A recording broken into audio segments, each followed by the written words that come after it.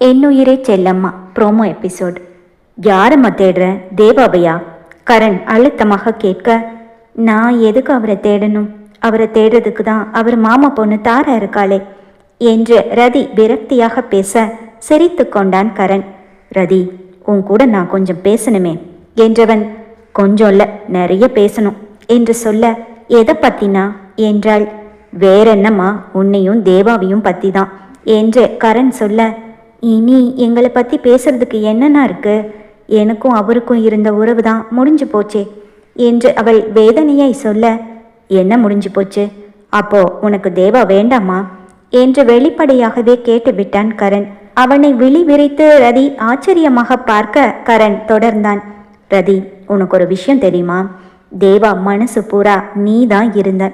அவன் லைஃப்ல நீ வேணும், நீ மட்டும்தான் வேணும்னு நினைச்சான். உன்னையே தான் நினச்சிக்கிட்டு இருந்தான்.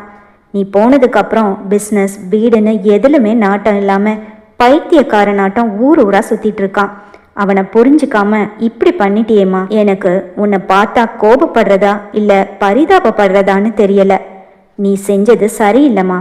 ஒரு வாட்டி நீ தேவாவை வந்து பார்த்துருக்கலாம். அது கூட வேண்டாம். நீ எங்கே இருக்கேன்னு அவனுக்கு தெரியப்படுத்தியிருந்தேன்னா அவனே உன்னை தேடி ஓடி வந்திருப்பானே. கரண் ரதி செய்த தவறை சுட்டி காட்டி பேசி கொண்டிருக்க, அண்ணா என்ன சொல்றீங்க? அவர் மனசுல என்னதான் நினைச்சிட்டு இருந்தாரா? என்ன விரும்பினாரா என்று கண்கள் கலங்க கேட்டவளிடம், ஆமாம்மா, அப்ப மட்டும் இல்லை, இப்பவும் உன்னை நினைச்சிட்டு தான் ஏதோ ஒரு ஊர்ல வாழ்ந்துட்டு இருக்கான். கரண் சொல்லவும் தலையில் அடித்து கொண்டாள் ரதி. என் மேலதான் தப்பு. நான் தான் முட்டாள்தனமா பண்ணிட்டேன். அண்ணா, நான் அவரை இப்பவே பார்க்கணும். அவர் எங்க இருக்காரு? என்னையும் உங்க கூடவே ஊருக்கு இப்பவே கூட்டிட்டு போங்க கெஞ்சினாள். கூட்டிட்டு போறேம்மா, அதுக்கு தானே வந்திருக்கேன்.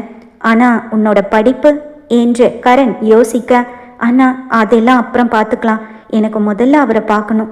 ப்ளீஸ் அண்ணா, எனக்கு அவரை பார்க்கணும் கண்ணீருடன் கெஞ்சிய அவளிடம். ஓகே ஓகே, கூட்டிட்டு போறேன். அதுக்கு முன்னாடி தேவா உன்னை எவ்வளவு காதலிச்சான்னு நீ தெரிஞ்சுக்கணும் என்று தேவா ரதியை மனதில் வைத்து கொண்டு அவளிடம் காதலை சொல்லாமல் தவித்ததில் ஆரம்பித்து, இப்போது அவள் அவனை தேடி வரவில்லை என்ற கோபத்தில் வெளிநாடு சென்றது வரை அத்தனையும் ஒன்று விடாமல் கூறினான் கரண்.